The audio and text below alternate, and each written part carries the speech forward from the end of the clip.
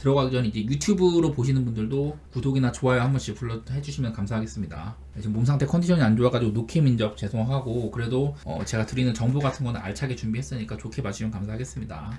자, 클리퍼스 대 시카고 경기인데, 저는 일단은 클리퍼스가 내일 퀘셔너블이 굉장히 많은 상태예요. 그리고 클리퍼스는 오늘 경기를 한 다음에 바로 다음날 미러키와의 이런 백투백이 예정돼 있어요. 그래서 미러키와의 백투백에 하든 조지 카와이를 내세울지, 아니면 오늘 경기 애들 좀 휴식을 줄지, 지금 그런 얘기들이 좀 오가고 있는 것 같아요. 올 시즌 카와이 같은 애들이나 조지 같은 애들이 부상이 워낙에 많았어가지고 얘네들이 관리도 나름대로 받고 있었거든요. 그래서 그런지는 몰라도 내일 하든 조지 카와이 얘네들이 어디 뭐 부상이 딱히 막 대단히 있는 것도 아닌 것 같은데, 일단은 퀘셔너블이 떠있기는 합니다. 지금 이제 얘네들 한번 스케줄 표를 한번 봐드리도록 할게요. 이제 시카고와의 경기 이렇게 있고, 시카고랑 경기한 다음에 백투백으로 미러키, 하루 쉬고 미네소타, 하루 쉰 다음에 다시 백투백, 이렇게 하나 둘 셋 넷 다섯, 일주일 사이에 5경기가 이렇게 몰려있는 일정이거든요. 그래서 이거를 좀 선택과 집중을 해야 될 것 같다, 그런 생각들이 있어요. 이런 것들 때문에 안 그래도 지금 클리퍼스가 많이 흔들리는데, 저는 당분간 더 흔들릴 수도 있다고 생각이 들거든요. 일정이 워낙 빡빡한지라. 이런 부분들을 생각해 보시면은 좀 좋을 것 같고, 단순히 이런 백투백 일정상으로 내일 뭐 하든이나 조지 카와이가 빠질 수가 있다 이런 거 말고도 클리퍼스가 요즘에 많이 안 좋아요. 보시면은 제가 왼쪽 아래 이거를 후반기 기준으로 다 업데이트를 했는데, 뭐 일단 유일하게 있는 지표 하나도 이것도 안 좋은 지표예요. 상대팀의 턴오버가 12.5회로 좀 클리퍼스 앞라인의 수비가 썩 좋지가 않다. 그전에는 한창 클리퍼스가 괜찮을 때에는 상대팀한테 스틸, 리그에서 스틸 숫자가 가장 많은 팀이기도 했었어요. 여기도 오른쪽 아래 보시면은 스틸당, 게임당 스틸 개수가 지금은 5등까지 내려가 있는데, 한창 얘네가 좋을 때는 전체 1위였습니다. 이것도 많이 내려왔다는 증거이기도 하고, 최근 들어서 상대팀의 턴오버를 유발하는 능력이 많이 떨어져 있다. 그리고 여러 가지 것들, 수비라든지 공격 여러 면에서 대부분의 지표가 안 좋은 쪽으로 많이 있어요. 클리퍼스의 현재 위치 치고는 세부 지표들, 뭐 오른쪽에 있는 뭐 페이스라든지 야투, 상대팀의 야투 억제라든지 3점슛 수비라든지 OPT 내 야투 방울 등등 여러 가지 지표에서 클리퍼스가 그냥 중위권 혹은 중하위권밖에 안 돼요. 이런 점들 때문에 후반기에 클리퍼스가 일단 좋지 않다는 거, 그건 알아봐주면 좋을 것 같고, 보시면은 이런 공격이나 수비 항목도 대부분의 지표가 눈에 띄게 좋은 것들이 하나도 없거든요. 이래서 저는 일단 클리퍼스는 조금 의심을 하고 있긴 합니다. 이게 뭐 클리퍼스의 홈이긴 하지만은. 그리고 시카고를 보면은, 시카고도 얘네도 뭐 내세울 거는 많이 없어요. 근데 이제 은근하게 보이는 건 뭐냐면은, 시카고가 생각보다 얘네가 조금 오바 게임을 한다. 뭐 지금 여기 지표상으로는 시카고가 후반기 8경기 동안 229점 정도밖에 안 나고 있다. 뭐 야투나 3점 모두 이런 부분에서 좋은 거는 없는데, 얘네들이 야투 시도가 지금 7번째로 많기도 하고, 페이스도 전반기에 비해서는 조금 빨라진 모양새예요. 그리고 상대팀의 이런 그 3점슛 같은 것들도 좀 노출을 하는 편이고, 여러 가지로 시카고를 좋게 볼 이유가 그렇게 많이 없는 것 같아요. 약간 전력상으로는. 근데 오바 같은 거는 냄새를 맡을만 하다, 시카고 경기가. 왜냐면은 시카고 경기 인식 때문인지 몰라도, 왜냐면 얘네가 라빈이나 뭐 이런 애들이 없을 때 좀 언더팀의 색깔이 많이 있었잖아요. 근데 그런 뒷배경인지 몰라도 오늘도 시카고 경기 기준점이 꽤나 낮은 편이거든요. 저는 일단 이 경기는 시카고의 프렌이나 오바 같은 걸로 한번 접근해 보려고 하고 있습니다. 워낙에 시카고가 최근 3연승 중이기도 한데, 얘네가 좀 클러치 타임으로 많이 비비는 그런 모양새가 있거든요. 경기가 타이트하게 흘러간다 그러면은 시카고가 막 그런 분위기를 7.5 정도면 여유롭게 풀어내는 경우가 덜어 있었습니다. 물론 막 미러키한테 처발릴 때는 97대 113 이렇게 처발리기도 하고 하는데, 그리고 가끔씩 막 디트로이트한테도 95대 105 이렇게 처발리기도 하는데, 그래도 요즘 흔들리는 클리퍼스라면은, 그리고 일정상의 어려움 때문에 클리퍼스에 내일 결장 변수도 있을 수 있다, 이런 것들 때문에 물론 이 경기는 저희가 먼저 가야 되잖아요. 그래서 물론 많이 강추하는 경기까지는 아니겠습니다만은, 시카고 프렌이나 저는 오바 쪽으로 한번 생각해 보도록 하겠습니다. 그 다음에 디트로이트 대 댈러스 경기. 디트로이트가 전반기 때 막 커닝햄도 빠지고 막 이랬을 때는 그래도 질 때 지더라도, 막 연패하더라도, 연패한 기간에도 가끔 한 번씩 막 100점도 못 넣는 경기 한 2번 정도 있는 거 빼면은, 얘네들이 패배할 때도 못해도 한 110점 가량 넣어주던 그런 오바팀이었었거든요. 110점 가량은 넣고, 그러면서 대부분의 경기를 패했으니까 사실은 디트로이트 경기가 오바가 괜찮았었어요. 근데 요즘 디트로이트의 모양새는 언더 모양새가 많이 있다. 특히나 그 이제 트레이드 이후로 보그다노비치 같은 애들이나 몬테모리스 이런 애들을 이제 방출시킨 이후로는 경기 디트로이트 경기가 되게 언더 게임이 많아요. 그리고 또 보면은 디트로이트가 상대팀한테 오펜시브 리바운드를 굉장히 좀 원래는 좀 시도가 많았는데 요즘에는 오펜 시도도 많이 안 하고 있다. 제가 오펜 시도를 많이 하는 팀들은 그만큼 역습에 취약하다고 했고, 댈러스 같은 애들은 돈치치나 어빈 같이 시야 좋은 친구들이 많다 보니까 어시스트 능력도 좋고 그런 친구들이 많다 보니까 역습도 꽤 괜찮거든요. 조시 그린 같이 혹은 이제 데릭 존스 주니어 이런 애들이 마무리도 괜찮기 때문에 그런 애들이 있는데, 디트로이트가 요즘에 오펜시브 리바운드 가담을 많이 안 해요. 그런 부분들 때문에 일단은 저는 이 경기는 한번 언더 쪽으로 생각을 해보고는 있기는 하네요. 그리고 디트로이트가 생각보다 전반기에 비해서는 팀 상태가 막 그렇게 엄청 개차반까지는 아니다. 물론 지금 오펜시브 레이팅 별로 안 좋고 넬 레이팅도 하위권에 머무르고 있는 그런 게 있는데, 리그 내에서 대표적인 노답팀들에 비하면은 디트로이트는 그래도 조금 봐줄만한 상태인 것 같기는 하다. 그런 생각들이 들고, 상대팀한테 3점슛 같은 거 최대한 못 던지게 하고, 그리고 이 댈러스가 사실은 인사이드보다 한 3점의 팀이잖아요. 근데 지금 디트로이트도 인사이드에 듀렌 하나 남겨놓고 아웃사이더 탐슨이라든지 스튜어트 이런 애들이 조금 지원을 해주면서 외곽 수비를 두텁게 하고 있거든요. 최대한 못 던지게끔. 이미 날라간 3점슛의 성공률은 38% 정도로 좀 안 좋은 편이기는 해. 그러니까 상대팀이 잘 넣는다, 이미 던져진 3점은. 근데 최대한 못 던지게 하고 있는 편이다. 그런 것들도 보이고 해가지고 일단은 저는 언더를 한번 생각해 보려고 해요. 디트로이트가 후반기 보면은 평균적으로 220점도 안 나고 있다. 물론 댈러스는 평균적으로 지금 한 243점? 이 정도로 날 만큼 되게 오버팀이긴 합니다. 또 이게 댈러스의 약점은 수비인데, 하필이면 지금 디트로이트가 공격면에서 조금 이제 안 좋은 모양새에 있다. 오히려 수비가 좋고 공격이 안 좋은 그런 형태거든요, 디트로이트가. 그래서 저는 한번 이거 언더 쪽으로 살펴보고 싶네요. 나는 핸디값은 솔직히 잘 모르겠어, 이 경기는. 돈치치가 지금 캐시아버린 것도 있고, 핸디값은 물론 댈러스적이 괜찮긴 한데, 저는 근데 이 경기도 조금 망설여지는 경기 중에 하나인 것 같아요, 마헨을 보기에는. 워낙에 댈러스의 수비가 안 좋기도 하고 그런 것들 때문에. 근데 또 댈러스의 수비가 안 좋지만은 요즘 돈치치의 활약도도 그렇고, 돈치치가 6경기 연속으로 30득점 이상 박으면서 트리플 더블을 해주고 있는데, 그런 돈치치가 예를 들어서 빠진다, 이런 변수는 생기면 저희가 상당히 난감해지기 때문에 내일 그냥 아침에 조금 더 확인해보는 쪽이 더 괜찮지 않을까 이런 생각들을 해봅니다. 그리고 다음 경기는 샬럿 대 브루클린인데요. 지금 리그에서 가장 답없는 팀 중에 하나가 또 샬럿이에요. 제가 한때는 샬럿이 트레이드 이후에 트레맨이나 미치치, 그랜트 윌리엄스 이런 애들을 데리고 오고 나서부터는 연승도 받고 샬럿이 굉장히 볼만하다 그랬었는데, 저도 샬럿을 손절한 지가 꽤 됐습니다. 샬럿이 최근 6연패를 받고 있을 뿐 아니라 그전에는 샬럿이 막 4연승 정도 받고 되게 좋을 때가 있긴 했었거든요. 한창 연패하다가 막 멤피스, 인디애나, 애틀랜타, 유타 이런 애들 잡으면서 좋을 때가 있긴 했었는데, 최근에는 그게 이제 약간 오픈빨이다. 그랜트 윌리엄스나 트레맨, 미치치, 오클라호마에서 데려온 친구들이 조금 약간 물이 빠진 듯한 모양새가 있죠. 그리고 샬럿에 따른 이런 가장 안 좋은 점 중에 하나는 샬럿이 공격이 너무 안 된다는 거거든요. 지금 보시면 샬럿이 최근 9경기 동안 득점이 100점도 못 넣고 있고, 이 기간 동안 막 워싱턴 같은 팀 만나야지 겨우겨우 100점 넘고, 토론토 같은 애들 만나야지 106점 정도 받고 하는데, 얘네들이 90점도 못 넣은 경기도 지금 한 3경기 정도 돼요. 최근 후반기에서는 골스한테 84점, 미러키한테 85점, 올랜도한테도 지금 89점 이렇게밖에 못 넣었었거든요. 근데 샬럿이 일단 이렇게 공격 지표가 안 좋은 건 눈에 띄고, 나름대로 수비는 괜찮다. 수비는 괜찮은 게 보이는데, 반면에 요즘에 브루클린 보면요, 브루클린 여전히 수비 좋습니다.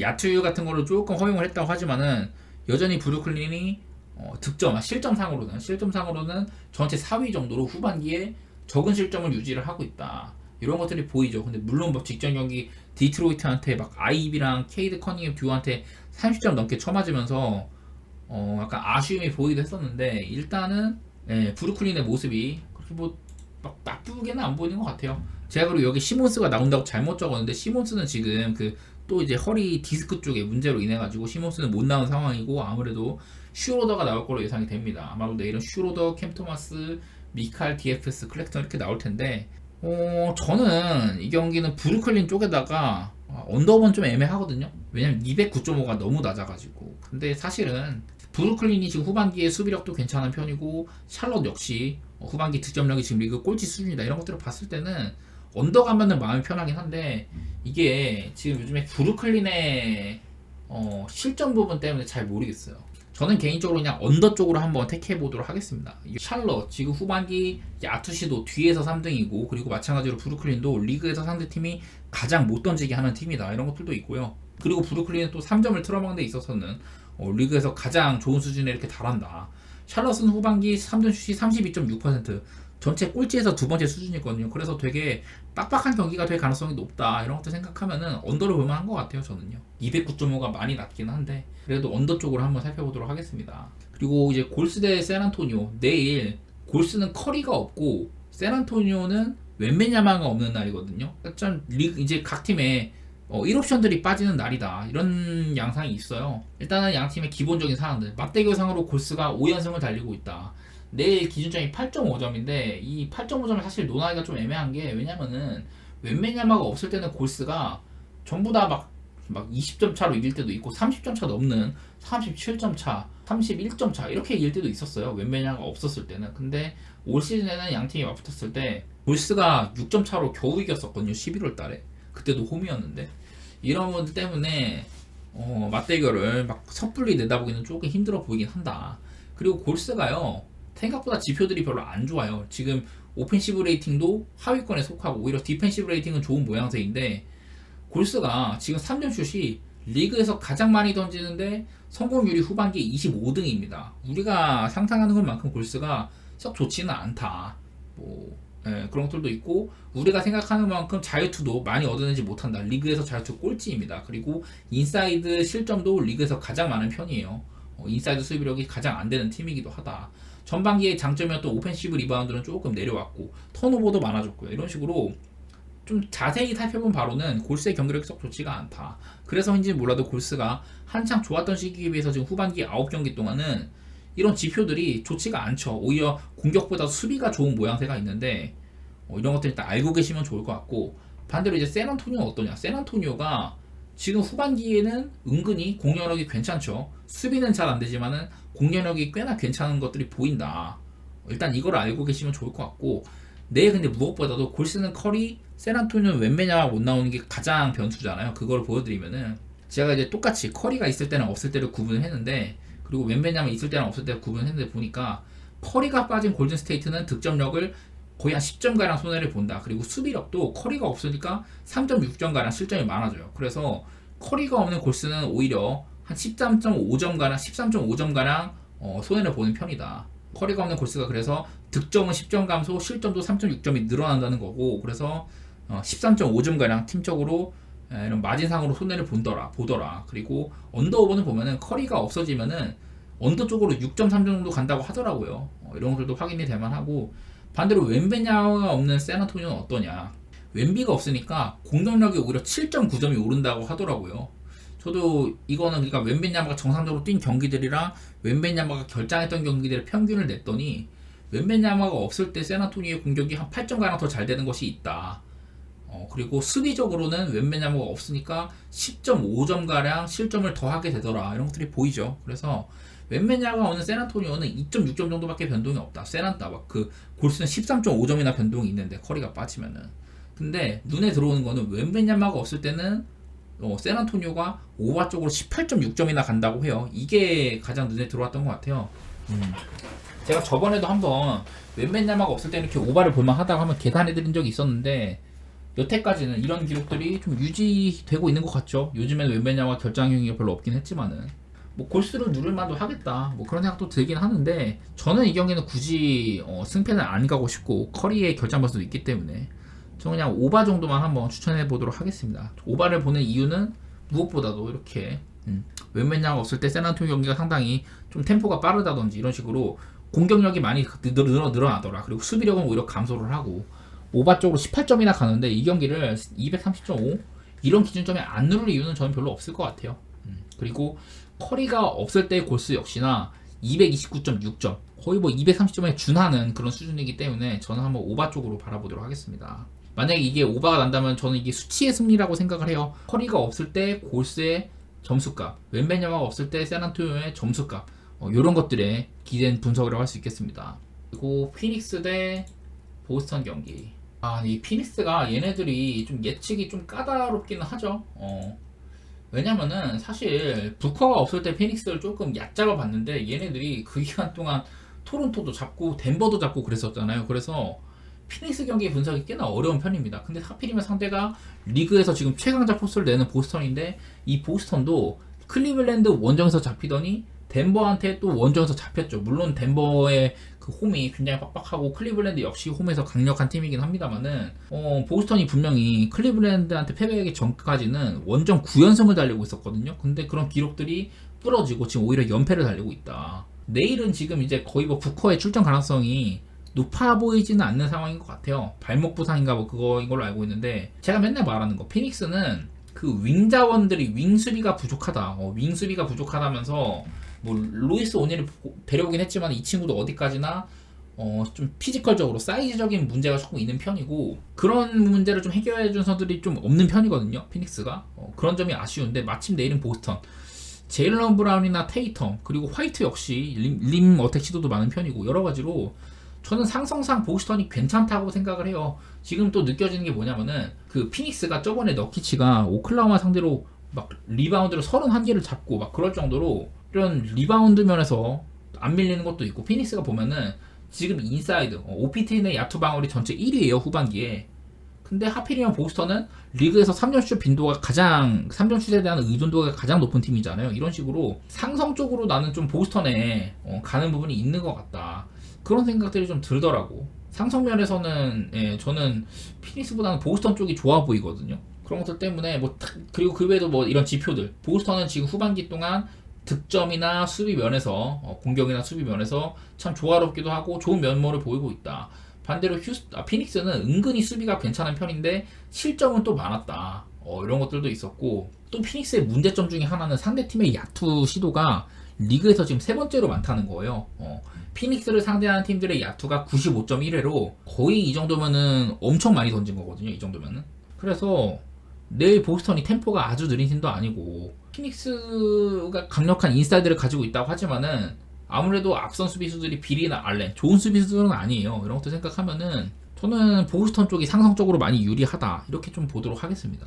그리고 아까 말씀드린 것처럼 너키치가 지금 뭐 리바운드 같은 거 많이 잡아주고는 있는데 보스턴 또 리그에서 디펜시브 리바운드 사수하는 것만큼은 되게 잘하는 팀이기도 해요. 보스턴이 지금 그 디펜시브 리바운드 사수 전체 4위 정도 후반기에는 뭐 덴버, 미러키, 피닉스, 보스턴 이렇게 순서니까 보스턴이 막 피닉스한테 리바운드를 따여가지고 2차 찬스 많이 내주고 이런 가능성이 높아 보이진 않습니다. 저는요. 피닉스가 지금 후반기에 리그에서 가장 많은 자유투를 시도하고 있는 팀인데 마침 또 보스턴이 리그에서 상대팀한테 자유투를 가장 안 주는 팀이기도 하다. 이런 지표도 있긴 있네요. 리그에서 그리고 피닉스는 턴오버가 두 번째로 많은 팀인데 보스턴은 리그에서 턴오버가 가장 적은 팀이다. 이런 것들도 있고 후반기에는 여러 가지 지표들이 저는 보스턴 쪽이 좀 웃어주는 것 같아요. 보스턴이 3연패? 이건 조금 전 상상하기 힘든 것 같긴 합니다. 올 시즌 아직 없던 일이기도 하거든요.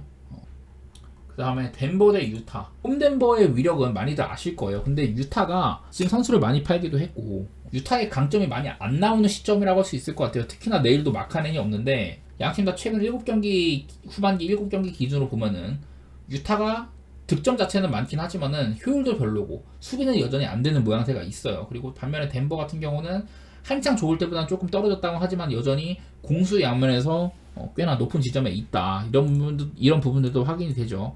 후반기 넬레이팅 지표로 살피면은 덴버가 전체 4위이고 유타는 한 17등 정도 이런 식으로 좀 격차가 있는 편이기도 해요. 그리고 유타의 원래 강점 중에 하나가 또 홈인데 내일은 원정이기도 하고 유타를 좋게 볼 여지가 많지는 않다. 아무래도 지금 라인업도 그렇고 캐슬러가 잘하면 뛸 수 있다 이런 게 있긴 하지만 어디까지나 유타의 중심점은 마카넨이잖아요. 이 마카넨이 있을 때랑 없을 때를 한번 찾아봤더니 이렇게 되더라고요. 마카넨이 있을 때는 유타가 119.4점 정도 득점을 하지만은 얘가 없으면은 득점이 9.1점이 감소를 하더라. 반면에 수비는 5.5점가량 실점이 줄어들긴 한다. 그래서 마카넨이 있고 없고가 팀적으로는 마이너스 3.6점. 그렇게 큰 차이는 아니긴 하다. 하지만 언더 쪽으로 15점이나 간다는 거 이런 것들이 있긴 하거든요. 이런 것들 때문에 내일도 기준점이 232.5라 가지고 사실은 언더오버가 좀 까다롭기는 해요. 근데 제 눈에 이제 들어왔던 건 뭐냐면은 양 팀의 맞대결상으로 그 유타가 사실은 홈에서 굉장한 오버팀인데 제가 말했던 거 덴버 역시 고산지대에 위치를 한다. 그래서 다른 팀들이 유타 원정 가면 좀 힘들어하고 그런 것들이 있지만 덴버는 그게 안 통하는 팀이거든요. 그래서인지는 몰라도 막 덴버 대 유타 경기가 점수가 많이는 안 나더라고. 내일도 기준점이 232.5인데 가장 최근에는 235점이 났었고 그전에는 212점, 그전에 232점, 225점, 218점, 225점, 212점, 227, 224, 뭐 232 이런 식으로 232점 기준으로 언더가 되게 많았던 편이에요. 난 이런 것들 때문에 기록상으로 언더 같은데, 그리고 요즘에 유타의 공격력도 많이 좀 떨어지는 모양새인데, 물론 덴버도 후반기에는 많은 득점을 해주고 있지만은 요즘 들어서는 얘네들도 살짝 점수들이 그렇게까지 많이 안 나단 말이죠. 물론 원정에서 많이 못 넣은 거긴 하지만은 그런 것들을 봤을 때는 이게 언더 오버는 좀 애매하다. 이 경우도 어려운 경기인 것 같은데, 저는 뭐 그냥 덴버 쪽에다가 덴버 쪽에다 언더 쪽을 보고 있긴 합니다만은 이 경기 역시 맛있는 경기는 아닌 것 같기는 하네요. 그다음에 또 포틀랜드 경기가 내일 또 있죠. 제가 요즘 들어서 포틀랜드 경기로 나름대로 꿀을 많이 빨고 있는데 내일은 이제 핸디값이 조금 적어요. 핸디가 1.5밖에 안 되고 조금 아쉬운데, 일단 포틀랜드는 그 백투백일 때 백투백 포틀랜드는 7승 3패였습니다. 백투백에 꽤나 강력했던 포틀랜드고, 백투백일 때 특히 상대팀의 수비 같은 부분들 이런 것들이 되게 잘 돼요. 본인들의 3점 슛은 40%인데 상대팀의 3점은 31% 정도로 제어를 하고 있다. 이런 것들 보이고, 후반기 지표를 보면 포틀랜드가 수비적으로 꽤나 나쁘진 않아요. 야투 방어율, 3점 방어율이 좀 안 좋은 편이긴 한데 리그에서 상대팀의 야투 시도를 78회 정도로 가장 많이 제어를 하고 있다. 말 그대로 상대를 엄청나게 못 던지게 한다는 거거든요.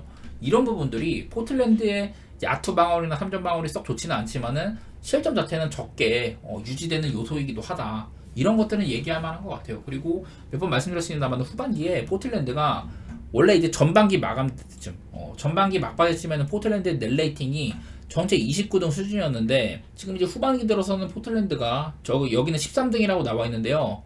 지금 15등입니다. 15등. 15등이에요. 딱 그러니까 중위권 정도는 하고 있다, 포틀랜드가. 반면에 토론토는 마이너스 3.6으로 22등이거든요. 이렇게나 포틀랜드가 그래도 보기보다는, 우리 인식보다는 꽤나 괜찮은 팀이다. 이런 얘기도 할 만은 한 것 같아요.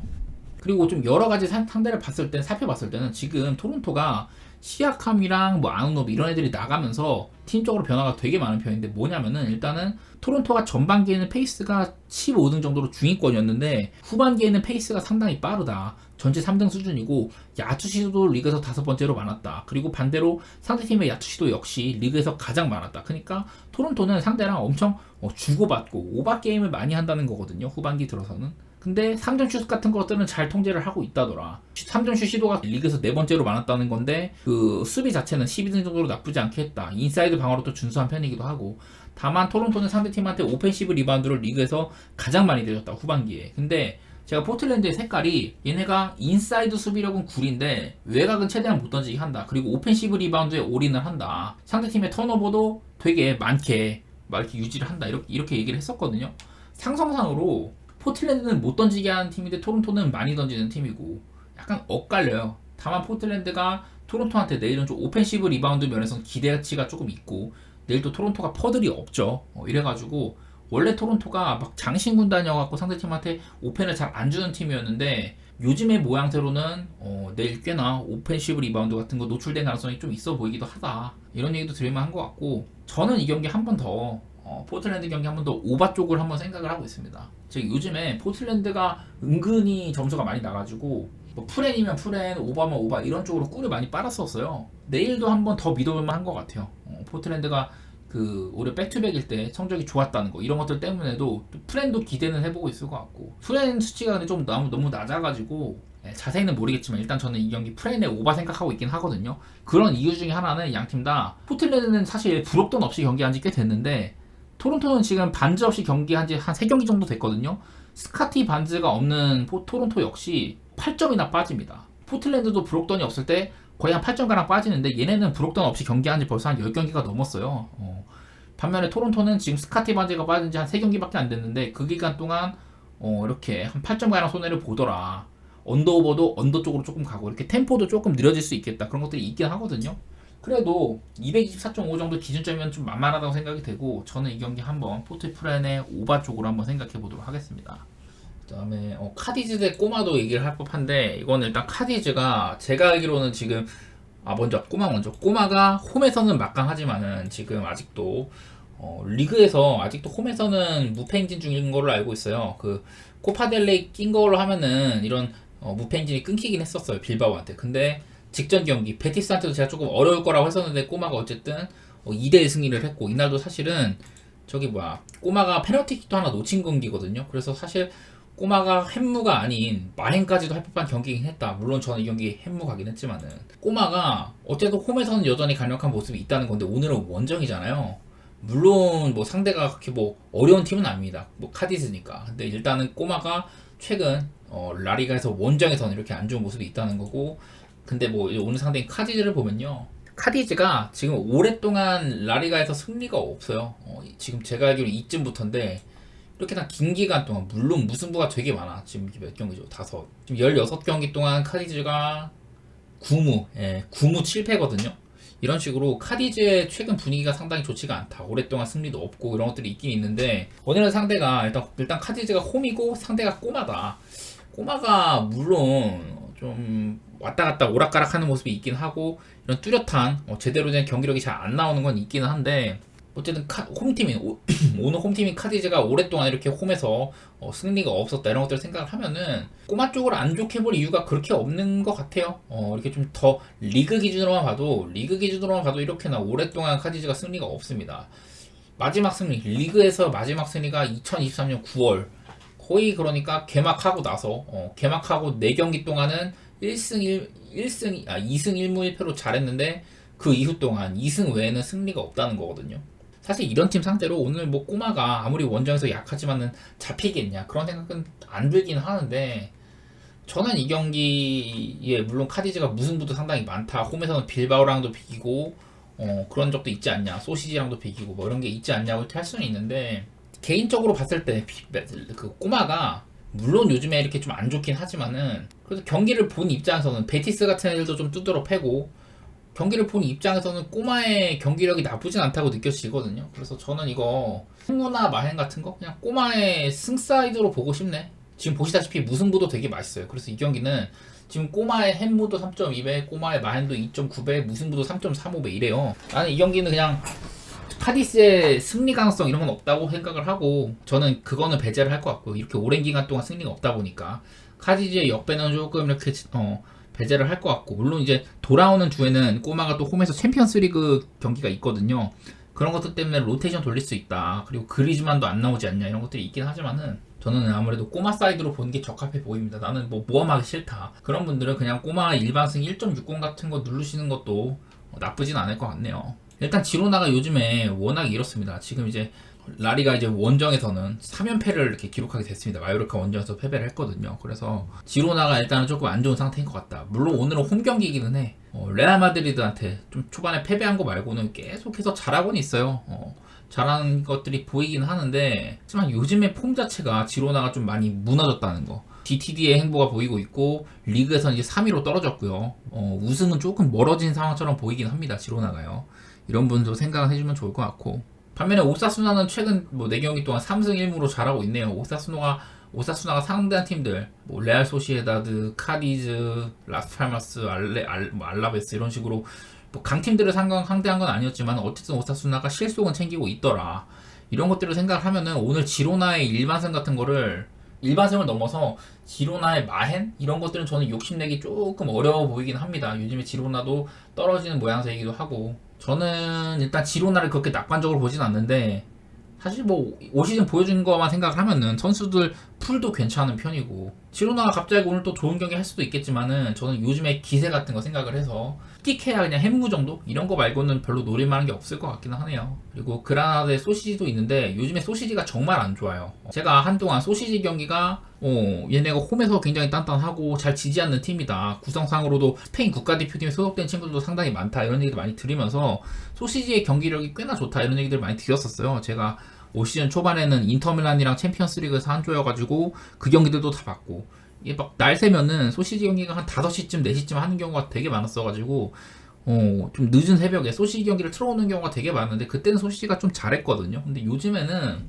단순히 이렇게 전적이 안 좋은 걸 떠나서 그냥 소시지가 썩 믿을만 하지가 못해요. 물론 뭐 이때 한창 때에 비해서 한창 안 좋았을 때에 비해서는 좀 유력 주전 선수들이 많이 좀 돌아왔다. 그런 것들을 얘기할 수는 있겠지만은 요즘에 소시지가 그렇게 썩 좋은 편은 아니라는 거 이건 알고 계시면 좋을 것 같고 뭐 그렇다고 해서 뭐 그라나다를 믿을만 하냐 그것도 아니에요. 제가 알기로도 이 그라나다가 꽤나 지금 오랫동안 승리가 없는 걸로 그렇게 알고 있기 때문에 한번 보여드리도록 하겠습니다. 뭐 그냥 뭐 최근 몇 경기들 뭐 코파델레에서 한번 이기고 이때 뭐 라리가에서 한번 이기고 이래갖고 뭐 승리가 아주 없는 건 아닌데 보시다시피 되게 안 좋습니다. 시즌 초반부터 해가지고 일단은 얘네들도 시즌 2승밖에 없어요. 리그에서 2승밖에 없는 팀이기도 하고 그라나다를 그렇게 좋게 볼 이유는 없다. 하지만 요즘 소시지의 행보를 봤을 때는 소시지가 막 그라나다를 상대로 여유로운 경기, 마행 같은 거 하면서 막 여유로운 경기를 펼치기에는 다소 조금 부족함이 있어 보이는 게 사실인 것 같아요, 제 눈에는. 그래서 이 경기도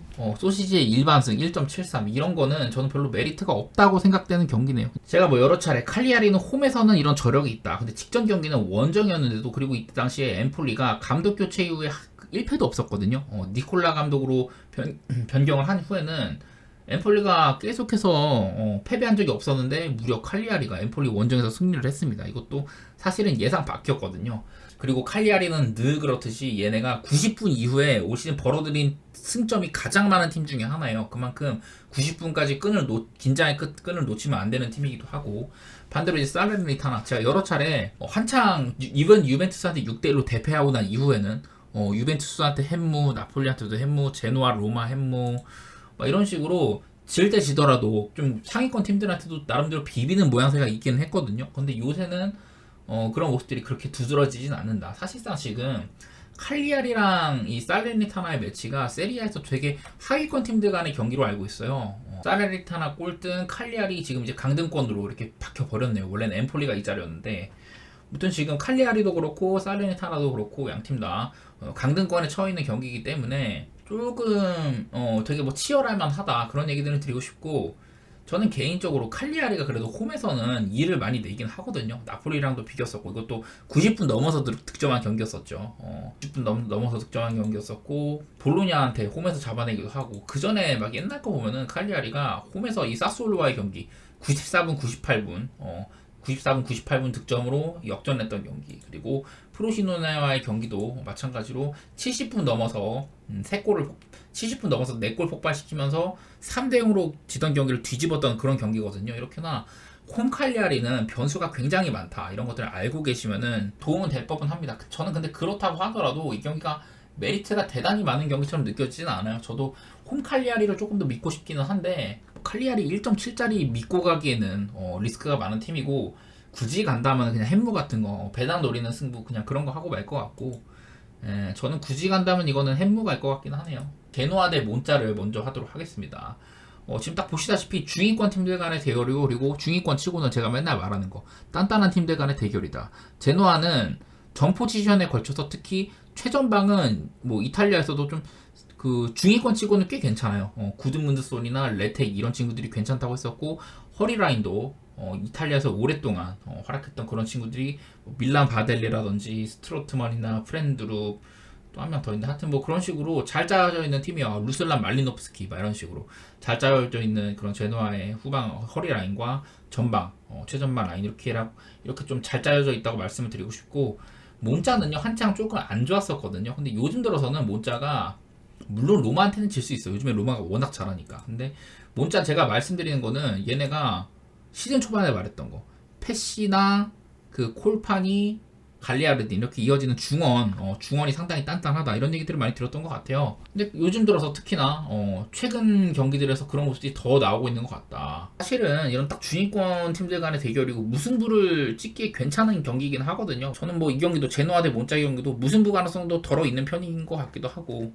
지금 뭐 양팀 다 3번 중에 한 번은 무승부가 나왔다 이런 거기도 하고 사실 양 팀의 전력상으로는 저는 제노아 쪽을 조금 더 좋게 보긴 합니다만은 글쎄 뭐 그렇다고 이 경기를 막 쉽게 누르긴 힘든 것 같고요. 이 경기도 뭐 대단한 뭐 확신 이런 건 없지만은 저라면은 그냥 무승부 같은 거 찍고 말 것 같아요. 오늘 전반적으로 고배당 같은 거 노릴만한 경기가 꽤나 있어 보이긴 하네요.